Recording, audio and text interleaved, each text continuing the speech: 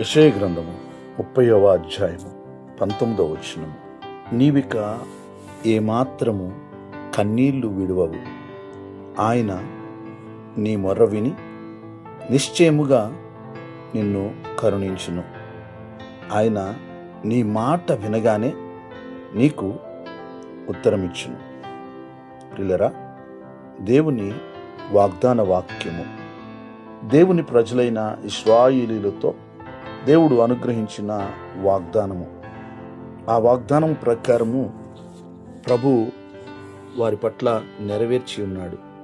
ఎవరైనప్పటికీ కూడా ఆయన తట్టు తిరిగి మొరపెట్టిన ఎడల నిశ్చయముగా ఆయన వారిని కరుణించి వారి కన్నీళ్లు తుడిచి వారికి ఉత్తరమిచ్చే దేవుడుగా ఆయన ఉన్నాడు.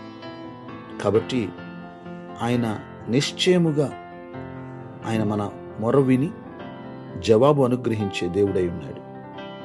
ప్రార్థన.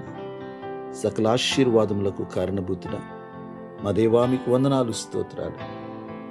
మీరు మా కన్నీళ్లు చూసే దేవుడవై ఉన్నావు. మా మొర విని మమ్మల్ని కరుణించి మాకు జవాబిచ్చే దేవుడుగా మీరు ఉన్నందుకు వందనాలు, స్తోత్రాలు. ఈ వాగ్దాన వాక్యము కొరకే వందనాలు. ఈ వాగ్దాన వాక్యం విని ప్రార్థనలు ఏకీభవించిన ప్రతి ఒక్కరిని మీరు దీవించండి. వారి కుటుంబాలను దీవించండి. వారు చేయుచున్న ప్రతి పనిలో తోడుగా ఉండండి. మీ హస్తం తోడుగా ఉంచండి. ఈ దినమంతా మీ సన్నిధి తోడుగా ఉంచండి. మీరే మహిమ పొందండి. మీకే వందనాలు, స్తోత్రాలు చెల్లిస్తూ యేసయ్య నామములో ప్రార్థించి స్తుతించి అడిగి వేడుకుంటున్నాం పరమ తండ్రి. ఆమేన్.